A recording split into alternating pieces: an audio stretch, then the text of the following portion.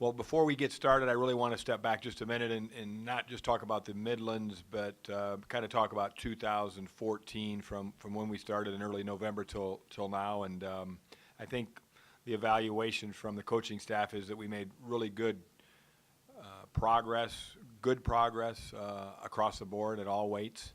So, we like that. Obviously, we're not where we need to be, and I don't think any coach in America at any sport at the Division I level would say they're where they need to be halfway through the season. But from where we started to where we are right now, on January 1, we're pleased with that. Moving forward, we're excited about the Virginia Duels. It's always a good event. We won it a couple years ago. Last year, I think we got third. We were pretty banged up all year, and we're in a little bit of the same shape as we were last year, and that we're banged up at a couple weights still, but this team's obviously a lot better. So, we're going in this weekend to win it, and that's without a doubt. That's our goal this weekend. Is we won't be happy if we don't win it. I know there's going to be some questions injury-wise, and I'll entertain some questions injury-wise, but just found out probably hot off the press that we are going to lose Chris Moon for the year. I just found out in the last hour that Chris Moon actually tore his labrum, which is a shoulder injury, in October, and has been trying to gut it out, and it's just it's been too miserable and too painful, and he came to me just about an hour ago and said, I can't do it anymore. I can't help the team. He's so we're in the process of scheduling a surgery, and those labrums usually take 6 to 8 months. So it's unfortunate for Chris, a fifth-year senior, which only leaves us with Devin as a senior, and a fifth-year senior who has meant a lot to the program. He, has got, I think, 4 wins under his belt at the NCAA tournament. So he's helped this program place in the top 10 the last 2 years. He's helped this program win 2 ACC titles. So, when you lose a guy like that, it's a blow, and we wish him the best. And right now, I think, at least personally, I'm more concerned about him than I am about the team, because I want him to get through this, because I've just been able to see in his eyes the last couple of months that he wasn't the same guy, and Chris isn't a guy that articulates very much, so we really never knew how bad it was, and I think when I gave him the option a week ago to have the surgery, he took it obviously today. So that's the one injury report I'll give you right now, but with that I'll open it up. Bracetta is progressing really good right now. He looks great in the room.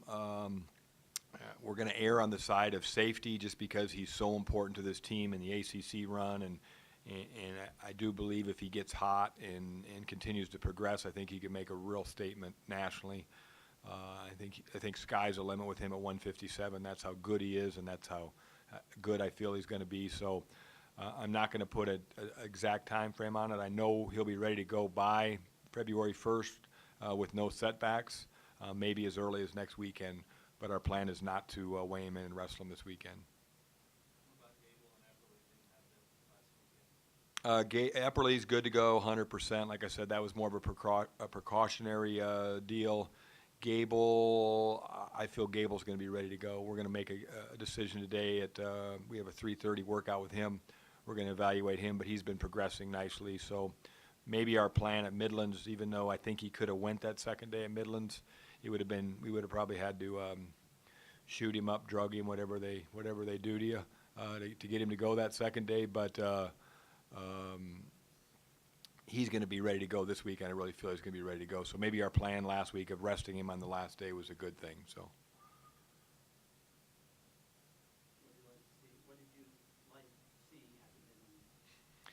I like seeing guys progress. I like Joey Dance kind of getting back on the winning track after a bad match against Penn State. I mean, I think that's the best way to put it.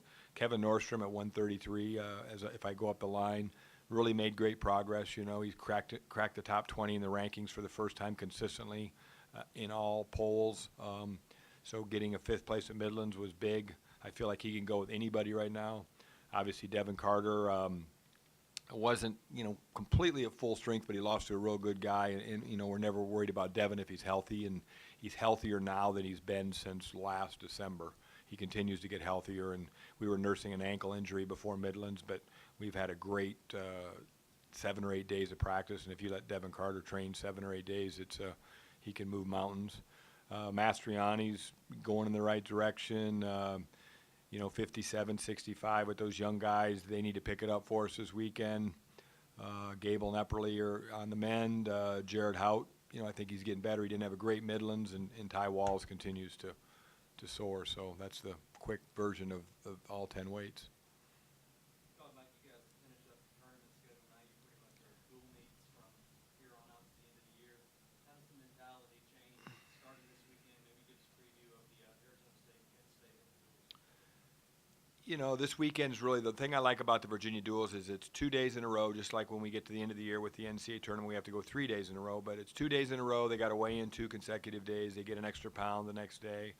They've got to wrestle multiple matches in a weekend, and so it's very similar to a kind of an NCAA championships. So it's the last time we really get that opportunity all year. So we got it at Vegas, we got it at Midlands, and now we get it at this event. So from that perspective, I like the Virginia duels. Going forward, it's kind of a one match at a time deal because all the rest are dual meets. So you really got to be ready to go, and I think it really gets guys focused on just one shot. They get one shot. So, I think we've got a really good schedule to set us up to be good at the end of the year, and so I'm excited to see how we perform. Arizona State and Kent State, I think it's fair to say, and I don't think their coaches would be too mad at me for saying this, I think both programs are down right now. Kent State's had some injuries, and they're always scrappy. Last year they gave us 2 battles, and we won them both, probably a little lucky in both situations. So they're a little banged up. Arizona State is going through a complete coaching change this year, and they've got a really good coach this year, and they've had a great recruiting class. I think they got the #1 ranked recruiting class in the nation. But unfortunately for them, those guys are all still in high school, and I don't think you can use those guys yet, last time I checked. So I think they're going to be, they're not that great either. But, you're still talking Division I athletes, so, our guys can't listen to my words right now and think that they've got a gimme or it's an automatic. They still need to go out there and pound them and not worry about their record because their record isn't star-spangled, that's for sure. When you look at this lineup, you guys got 5 guys in the top 10, and obviously guys who wrestle tough for these huge tournaments. How many guys do you think you have that could realistically play in a national championship bout? Well, being an All-American is the first thing that every college wrestler wants to achieve is being an All-American, and that means you're top 8 in the nation. So 33 guys qualify each weight, 8 guys get to be called All-American, so that's the first step, and we've got some guys. The nice part of where our program is going is we've got, I think 3 or 4 guys right now that if they don't win it will be upset on Saturday night, and that's where you want to be. And then I think we've got another 4 or 5 guys that will be upset if they're not high All-Americans. So, I don't like to make those kind of predictions exactly. All I know is that if I pick up the paper on Sunday morning in St. Louis and see any of 8 or 9 names right now that are All-Americans, it wouldn't surprise me. And that's a good place to be and where we want to be now. Now saying that and doing that with a game of inches at any Division I level sport when you get to the top 10 is, you need some luck. You got to be healthy and you got to be good. And so, I think we're starting to get good. We can't control all of our luck, and obviously we can't control all of our health. So. This time last year, Zach Epperly was kind of making a splash in the unattached open tournaments. Question on Twitter was, you talk about some of the young guys who they aren't seeing in the dual meets and what they're doing and how they're progressing. We've got probably about 16 guys that are kind of hitting we've got 8 open events this year. They've got 4 done and 4 to go, and we kind of make a game out of it. We log or track their matches wrestled, and that's what we look for these guys that aren't the starters or the red shirts. So we've got a lot of freshmen in that group. So those guys were logging matches. There's some guys that got 18 or 19 matches already, the guys that are in the top of our little contest here, and most of them all have at least a dozen. So, individually wise, we got some guys. Zach Zavasky just won a big tournament over the holidays at the Wilkes tournament. Dennis Gustafson won the Penn State Open. He's a name everybody's familiar with because he won the ACCs at 33. He's doing 41 this year. Another guy named Solomon Shisco's placed at every Open he's been at. Jake Spangler, who you're going to get to see this weekend. We're pulling the red shirt off of him. He's a Florida kid. He's placed, I think, in every Open he's been at 157, so he's going to get some time this weekend. And then there's a bunch of guys that have been winning matches, and I challenge them and say that if I don't say your name, you can take it personal, or else you can make sure that next time I say your name because you did something. So there might be a few guys that are mad that I didn't say their name, but off the top of my head, those are the guys probably right now that are standing out the most. We got some guys that have been kind of journeymen like Dan Garwood and David Brigida that, always place in those events, and they got a shot at Midlands and won. I think Garwood won some matches, and Brigida got in there. So it's a good young crew right now. You said you're pulling the red shirt from Jake. Is that to wrestle for Nick and then eventually 165 for me?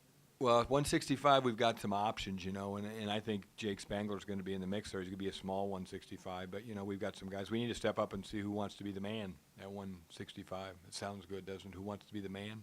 But that's what we got to do. We got to see who wants to be the man at 165, and so we're going to throw a lot of hats in the ring, and we don't know who's going to be the guy when we get to Pittsburgh in March for the ACCs, but Jake will be one of them. Anything else? Thank you.